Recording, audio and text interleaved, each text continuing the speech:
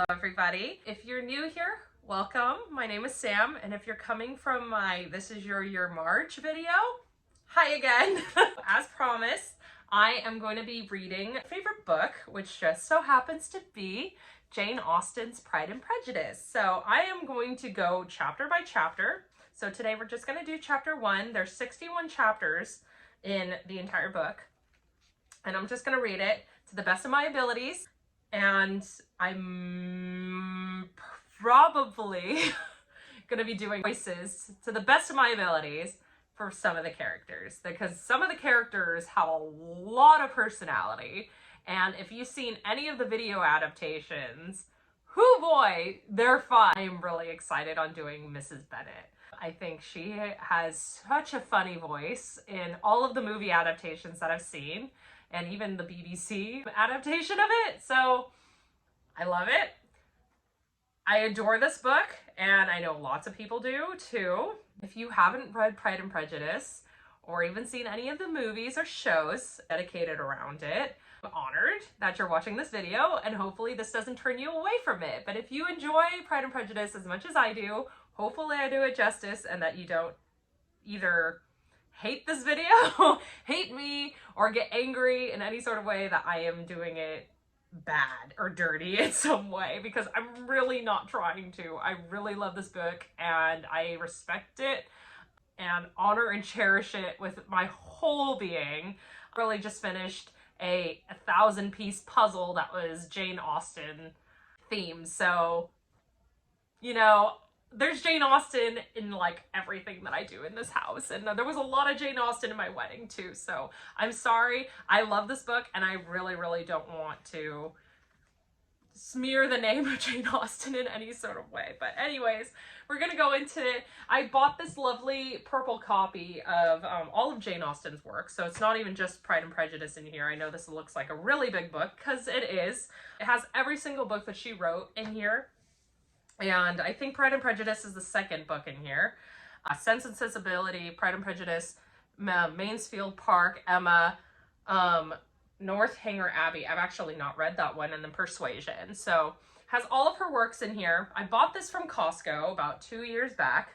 I don't know if they currently sell it, but you can definitely buy or rent copies. You know, you can get some from the library, or you can purchase it from your local bookstore, because this is like an amazing book. I highly recommend it. But anyways, no more stalling. We're gonna get into Pride and Prejudice, chapter 1. It is a truth universally acknowledged that a single man in possession of a good fortune must be in want of a wife. However little known the feelings or views of such a man may be on his first entering a neighborhood, this truth is so well fixed in the minds of the surrounding families that he is considered the rightful property of someone or other of their daughters.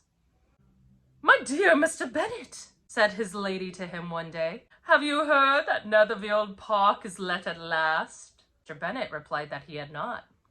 "But it is," returned she, "for Mrs. Long had just been here, and she told me all about it." Mr. Bennet made no answer. "Do you not want to know who has taken it?" cried his wife impatiently. "You want to tell me, and I have no objection to hearing it." This was invitation enough.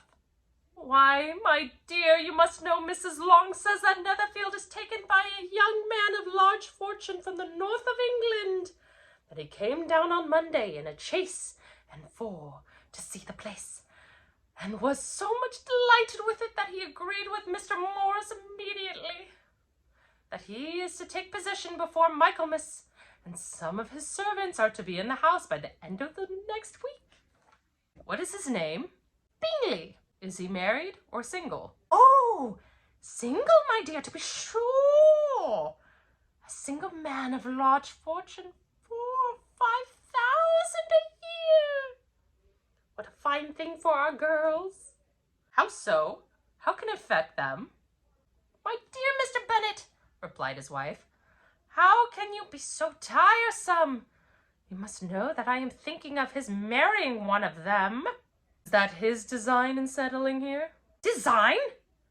Nonsense! How can you talk so? But it is very likely that he may fall in love with one of them, and therefore you must visit him as soon as he comes. I see no occasion for that.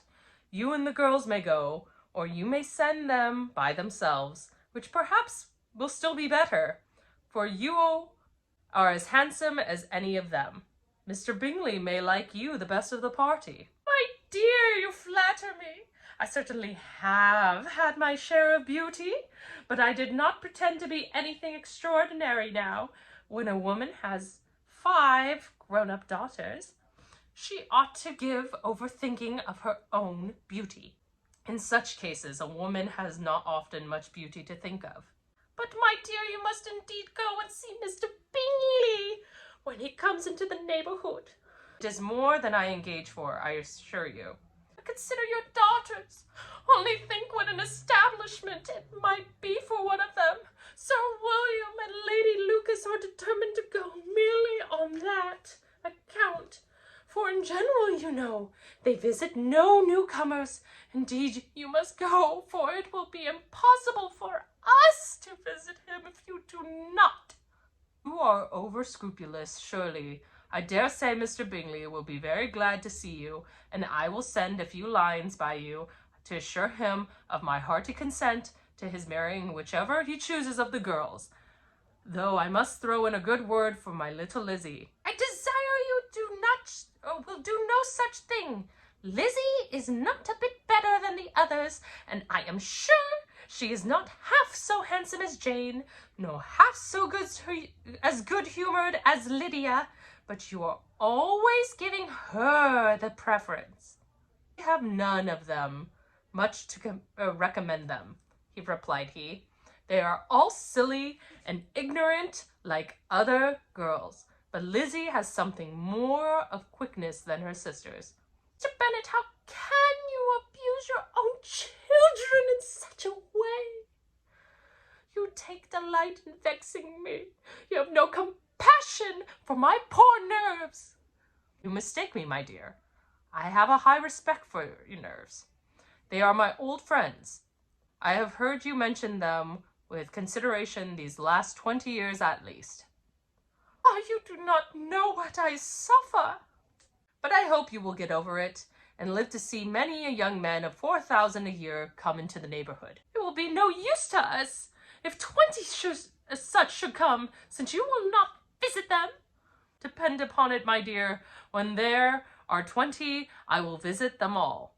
Mr. Bennet was so odd a mixture of quick parts, sarcastic humor, reserve, and caprice, that the experience of 23 years had been insufficient to make his wife understand his character. Her mind was less difficult to develop.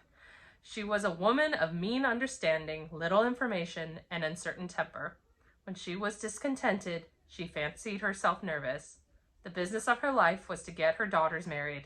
Its solace was visiting and news. End of chapter 1. Hope you enjoyed that. I had a lot of fun reading it. If you like what you heard and saw, like this video and subscribe. I have more videos coming up because there's 60 more chapters of this amazing book here yet to come.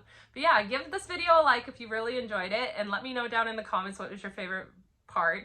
And if you liked Mrs. Bennet in particular, I'm sorry, I'm not very good with male voices. If you liked Mrs. Bennet's voice, or even Mr. Bennet, let me know. And let me know in the comments which voice you would actually like to hear, exaggerated, in lack of a better term, in the future. Or who's your favorite Pride and Prejudice character? Obviously, I'm basic. I like Elizabeth. But if you like any of the other characters, let me know. And I look forward to seeing you in the next video. Bye, guys.